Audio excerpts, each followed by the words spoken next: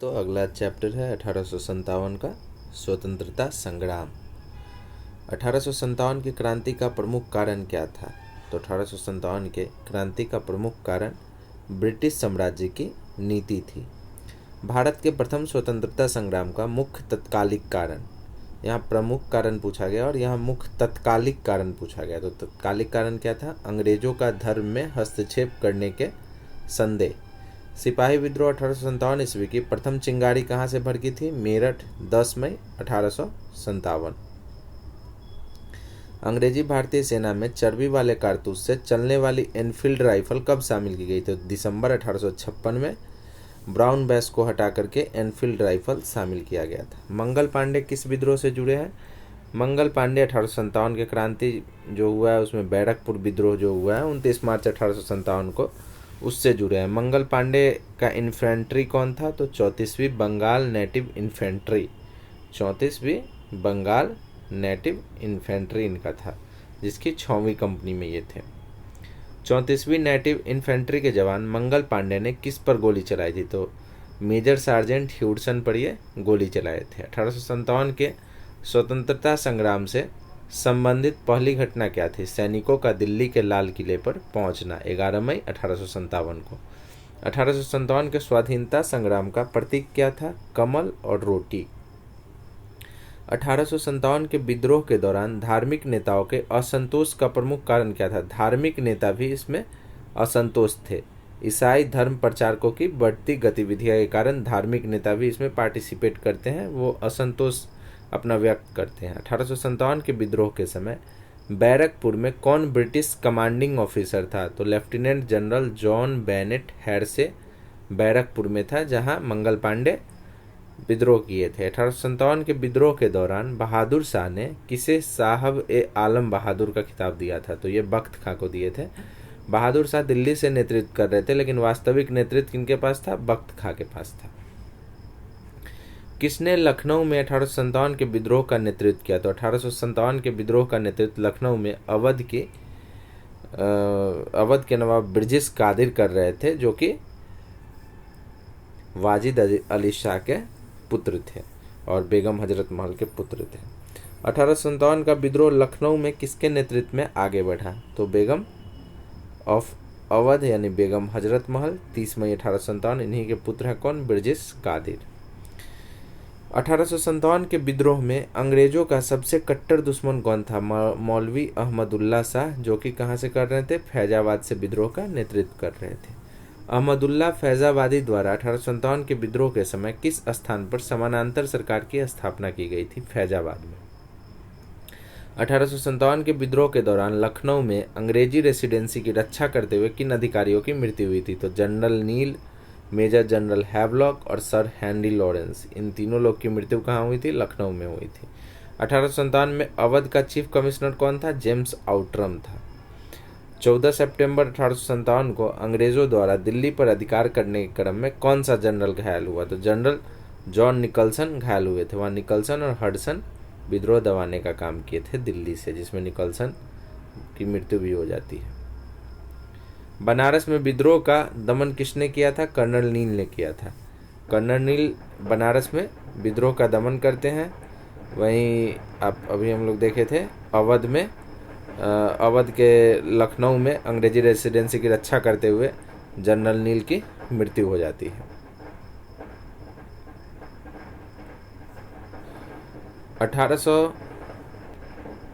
1857 के संग्राम में सबसे पहले दिल्ली ने किसे पुनः अधिकृत किया था?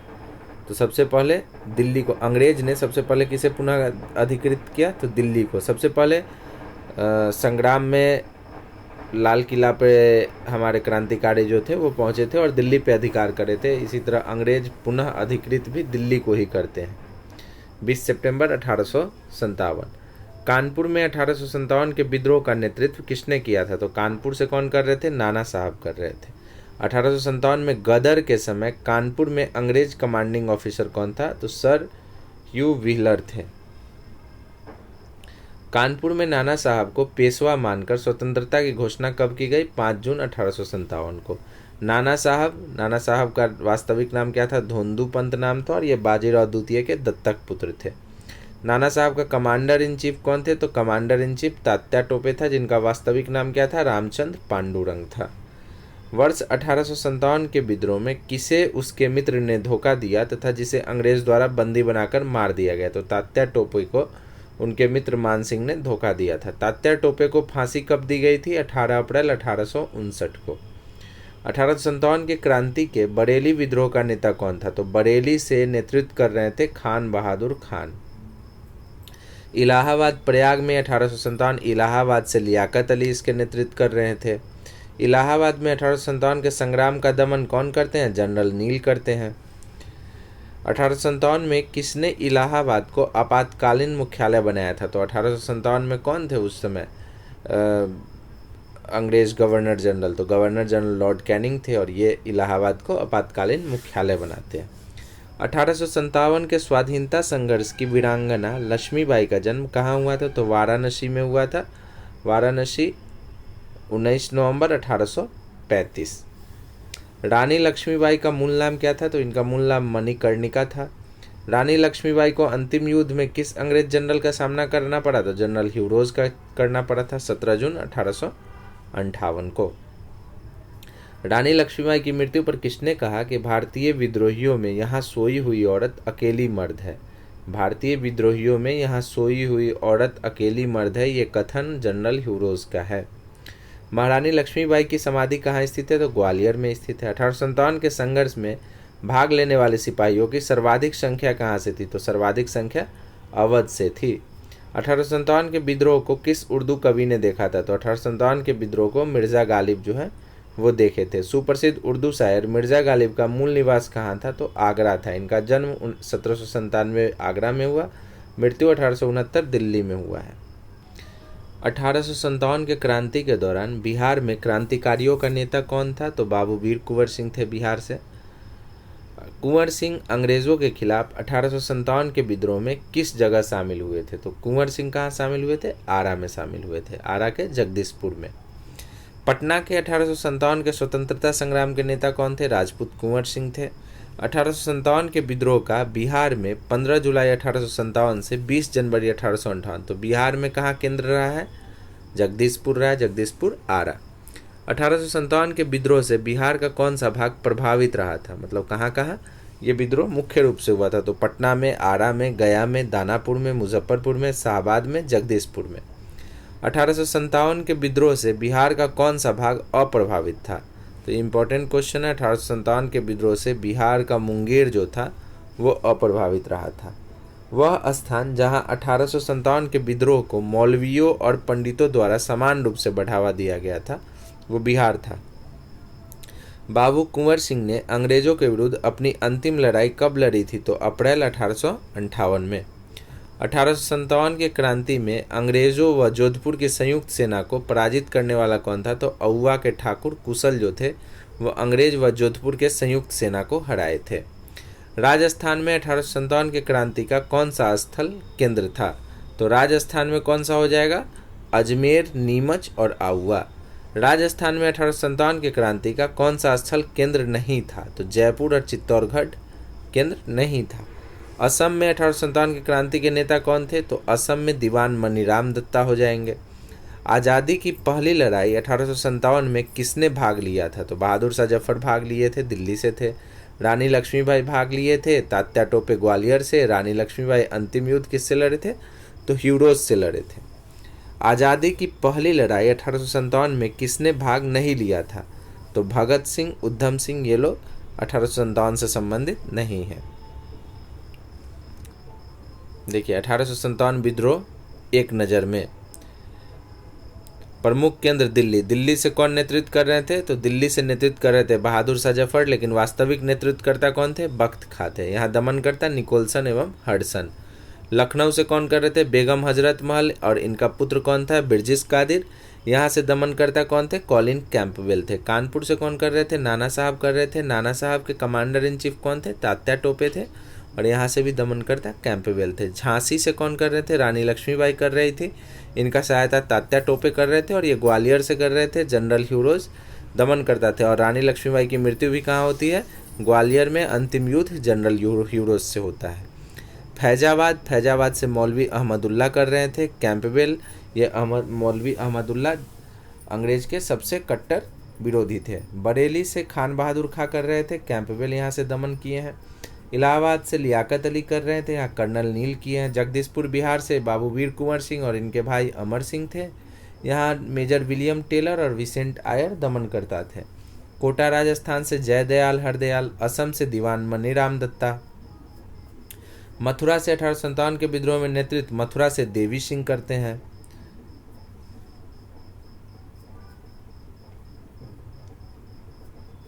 अठारह की क्रांति में इंदौर में अंग्रेजों के साथ किसने संघर्ष किया था? तो यहाँ पे इम्पोर्टेंट है, इंदौर में किसने संघर्ष किया था? तो इंदौर में सादत खान ने।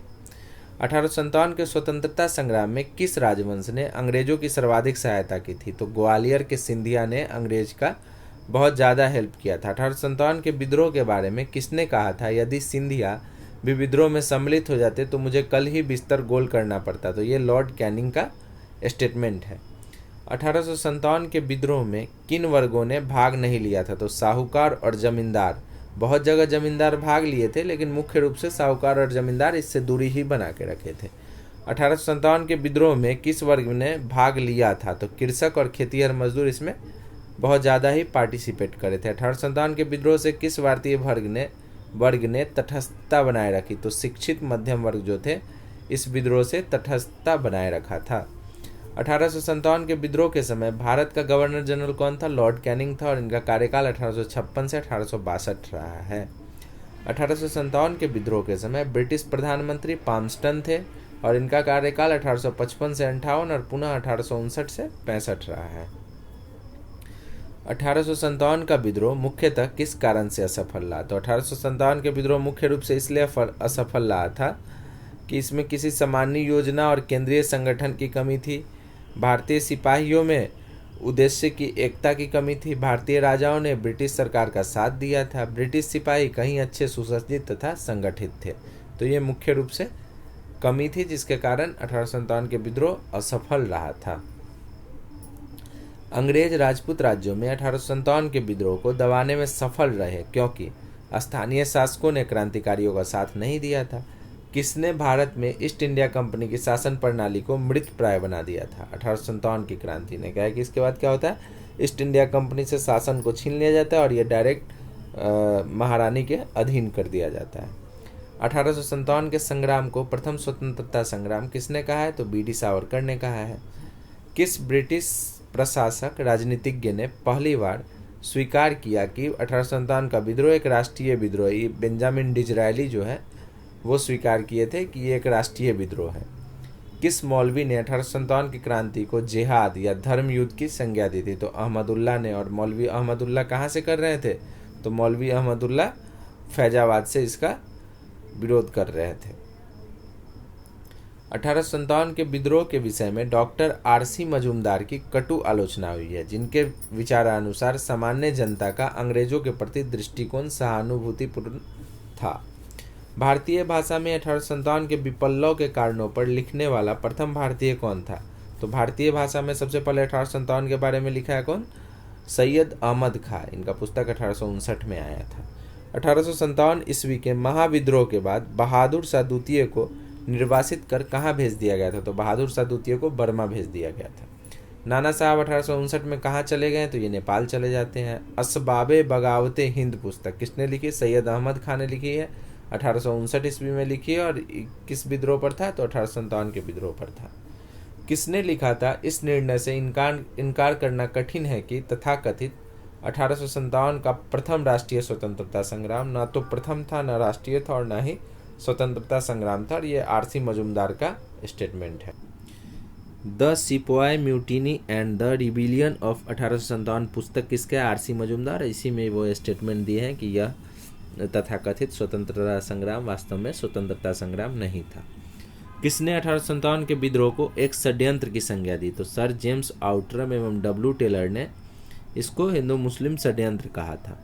आधुनिक भारतीय इतिहास के विद्वानों में से किसने 1857 के आंदोलन के दौरान ग्रामीण विद्रोह पर काम नहीं किया है?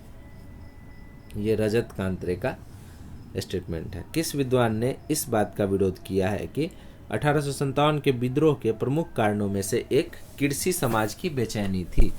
तो ये स्टेटमेंट कृषि से संबंधित स्टेटमेंट कौन दिए थे? रंजीत गुहा दिए हैं। किसके अनुसार 1857 का विद्रोह केवल सैनिक विद्रोह था? तो ये सीले और जॉन लॉरेंस ने कहा है कि यह 1857 का विद्रोह जो था वो सिर्फ सैनिक विद्रोह था। किसके अनुसार 1857 का विद्रोह एक पूर्णतया देशभक्ति रहित और स्वार्थी सैनिक विद्रोह था? तो अभी हम लोग पढ़े हैं जॉन सीले और जॉन लॉरेंस का ये स्टेटमेंट है। किसके अनुसार यह 1857 का विद्रोह एक संस्थापित सरकार के विरुद्ध भारतीय सेना का विद्रोह था? जॉन सीले। सिर्फ सिपाही विद्रोह जॉन सीले और जॉन लॉरेंस ने कहा है। किसके अनुसार यह 1857 का विद्रोह बर्बरता और सभ्यता के बीच युद्ध है? ये स्टेटमेंट दिया है टी.आर. होम्स ने। हिंदू मुस्लिम षड्यंत्र किसने कहा है? तो हिंदू मुस्लिम षड्यंत्र कहा है जेम्स आउट्रम एवं डब्ल्यू टेलर ने। वहीं टी.आर. होम्स ने कहा, क्या कहा है? बर्बरता और सभ्यता के मध्य युद्ध। The Indian war of independence 1857, ये बुक किसका है? वी.डी. सावरकर का पुस्तक है। भारतीय स्वाधीनता आंदोलन का सरकारी इतिहासकार एस.एन. सेन थे। किसने कहा था 1857 की घटना का प्रारंभ धर्म के संघर्ष के रूप में हुआ था और उस घटना का अंत स्वतंत्रता संग्राम के रूप में हुआ? यह स्टेटमेंट डॉक्टर एस.एन. सेन का है। इस मिसाल में हम मुसलमानों को हिंदुओं से भिड़ा नहीं पाए, एचिंसन का यह स्टेटमेंट है। एचिंसन 1857 के विद्रोह को लेकर के कहते हैं कि हम इस दौरान मुसलमान को हिंदू से भिड़ा नहीं पाए थे। 1857 के विद्रोह के दमन के बाद भारतीय फौज के नवगठन से संबंधित किस आयोग का गठन किया गया? तो पील आयोग बनता है और पील आयोग भारतीय फौज के गठन से संबंधित होता है मेजर जनरल जोनाथन पील की अध्यक्षता में। 1857 के विद्रोह के बाद ब्रिटिश सरकार ने सिपाहियों का चयन पंजाब प्रांत, उत्तर प्रांत और गोरखा से पर्वतीय क्षेत्र से किया था। इससे पहले अवध से सबसे ज़्यादा सिपाही हुआ करते थे, तो 1857 के विद्रोह के बाद अवध वगैरह से संख्या कम कर दिया गया। महारानी विक्टोरिया ने भारतीय प्रशासन को ब्रिटिश ताज के नियंत्रण में लेने की घोषणा कब करी? तो 1 नवंबर 1858 को यह घोषणा होता है। लॉर्ड कैनिंग के द्वारा यह घोषणा किया जाता है। सम्राज्ञी विक्टोरिया ने 1858 की घोषणा में भारतीयों को दिए गए किस आश्वासन को पूरा किया था? रियासतों को हड़पने की नीति को त्याग दिया गया। 1 नवंबर 1858 ईस्वी को महारानी विक्टोरिया का घोषणा पत्र इलाहाबाद में पढ़कर किसने सुनाया था? तो लॉर्ड कैनिंग ने सुनाया था।